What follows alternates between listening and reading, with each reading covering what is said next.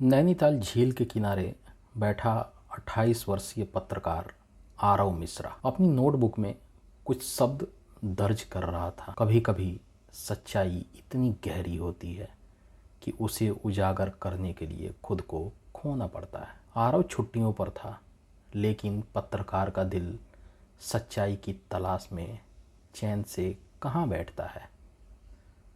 वो एक पुरानी कोठी में रुका था जिसका नाम था राज निवास, जो अब एक गेस्ट हाउस में बदल चुकी थी। कोठी की देखरेख कविता रावत करती थी, जो एक 70 वर्षीय महिला थी जिनकी आंखों में जैसे कोई छुपा रहस्य बसा था। आरव बाबू, इस कोठी का इतिहास बहुत पुराना है, कविता जी ने अदरक वाली गर्म चाय थमाते हुए कहा। इस कोठी का और उस झील के उस पार की एक लड़की का, नेहा वर्मा, 20 साल पहले गायब हो गई थी, बिना कोई निशान छोड़े। आरव सतर्क हो गया। आपको सब याद है? जैसे कल की ही बात हो। कविता जी की आवाज़ कांप रही थी। रात को जब सब सो रहे थे, आरव को अलमारी के पीछे कुछ टप टप की आवाज़ सुनाई दी। जिज्ञासावश उसने अलमारी हटाई। दीवार में एक छुपा हुआ पैनल था। पैनल खोलते ही एक लड़की का छोटा बॉक्स मिला, जिसमें रखी थी एक पुरानी डायरी। उस पर लिखा था नेहा वर्मा। डायरी खोली। पहला पन्ना। अगर मैं वापस ना आऊं तो जान लेना कि मेरे साथ कुछ भयानक हुआ है। दोष उसी का है जो सबसे ऊपर बैठा है, जिसे लोग भगवान मानते हैं। वह असल में शैतान है। आरव की रगों में सनसनी दौड़ गई। यह कोई साधारण लड़की की डायरी नहीं थी, यह किसी भयानक रहस्य की गवाही थी। अगली सुबह आरव पहुंचा नैनीताल पुलिस स्टेशन, जहां उसे एसीपी अनिरुद्ध चौहान, वह वही अफसर थे जो 20 साल पहले इस केस का इंचार्ज हुआ करते थे। आरव ने डायरी दिखाई। चौहान साहब कुछ देर तक शांत रहे, फिर बोले, इस केस की फाइलें तो हमने सालों पहले बंद कर दी थी। सबूत नहीं था, गवाह नहीं थे, लेकिन ये डायरी, ये नई बात है। क्या नेहा का अपहरण हुआ था? आरव ने पूछा। शायद, या उसे भी कुछ बुरा। उस साल 3 लड़कियां लापता हुई थीं। एक नौकर की लाश मिली थी, गला कटा हुआ था। सबने चुप्पी साध ली। हमने तब के देवी पाठक स्कूल में काफ़ी पूछताछ की, मगर हर जगह चुप्पी ही मिली। अब आरव को समझ आ चुका था, मामला बहुत ऊंचाई तक जुड़ा हुआ है। आरव उस स्कूल पहुंचा। अब वहाँ सब कुछ बदला हुआ था। पुराने स्टाफ में एक ही शख्स बचा हुआ था, हरि नारायण दास, जो पहले वहाँ चपरासी हुआ करता था। क्या आप नेहा वर्मा को जानते थे? आरव ने डायरी दिखाते हुए पूछा। हरि नारायण की आंखें भर आईं। बिटिया बहुत सीधी सादी थी, लेकिन एक बड़ी नज़र उस पर थी। स्कूल ट्रस्ट के चेयरमैन सतीश राज सिंह। क्या उसके साथ कुछ? हाँ, शायद। उसने सब लिखा था अपनी डायरी में। जब पुलिस आई, मैंने ही उसे छिपा दिया था। डर था कि मुझे भी। उनकी आवाज़ कांप गई। तो नेहा क्या मारी गई थी या कैद कर ली गई थी? मैं नहीं जानता। आरव वापस कोठी लौटा। डायरी के पन्नों में एक खास एंट्री थी, 14 दिसंबर 2003। आज उसने मुझे फिर बुलाया, कहा कि अगर नहीं आई तो माँ बाप को ख़त्म कर देगा। मैं नहीं जानती कल लौट पाऊंगी या नहीं, ये मेरी आखिरी पंक्तियां हैं। उसी तारीख को नेहा लापता हुई थी। पुलिस की रिपोर्ट यही कहती थी। स्कूल से घर लौटते वक्त गायब हुई थी। डायरी में एक नक्शा भी था, स्कूल के पीछे पुराने टीचर हॉस्टल की ओर इशारा करता हुआ।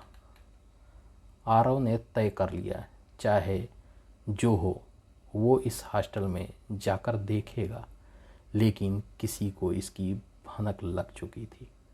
रात में किसी ने उसके कमरे में घुसने की कोशिश की। आरव बाल बाल बचा।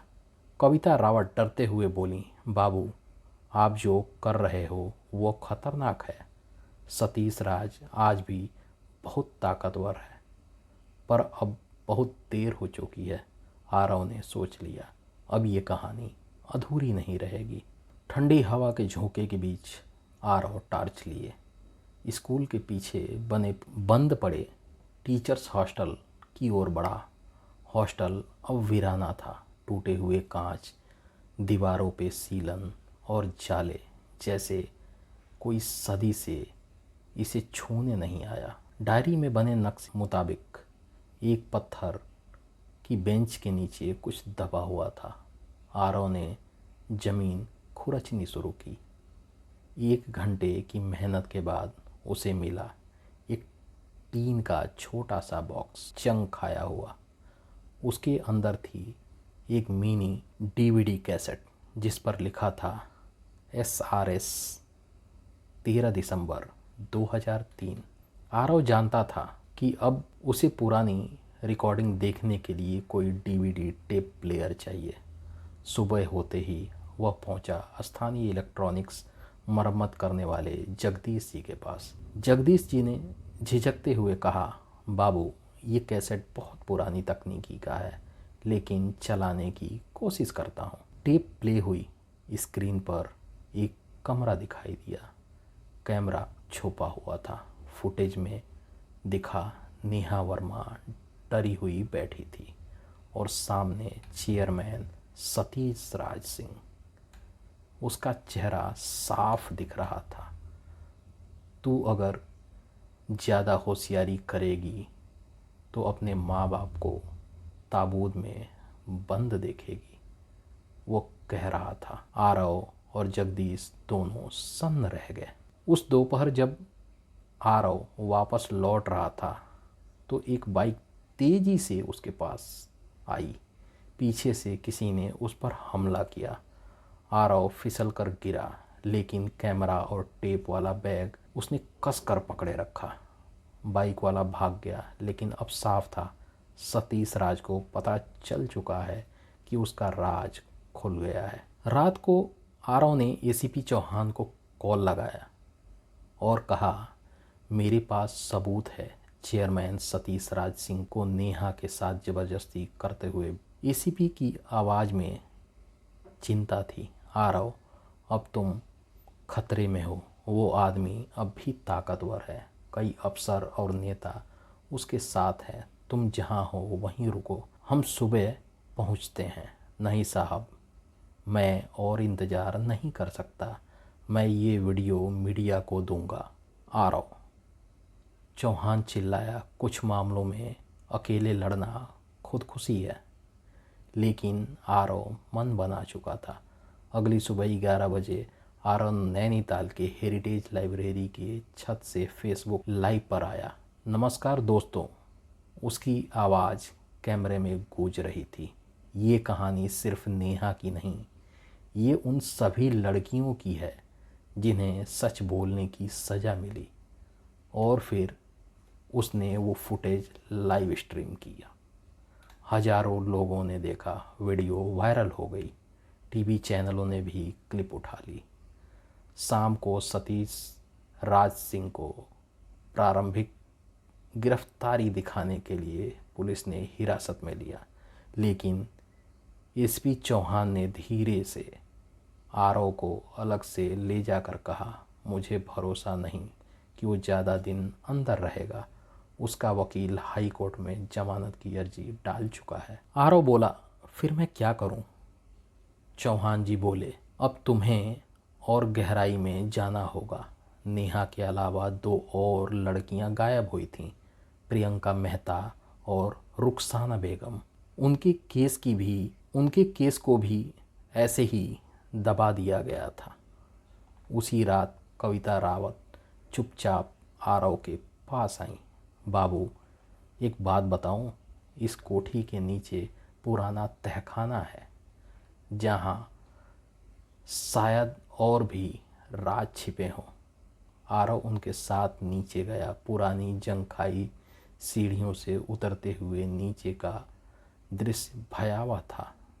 दीवारों पर पुराने फोटो, एक कोना जिसमें बच्चों के कपड़े पड़े थे और एक धूल से ढकी टेबल जिस पर 3 नाम थे, नेहा, प्रियंका, रुखसाना।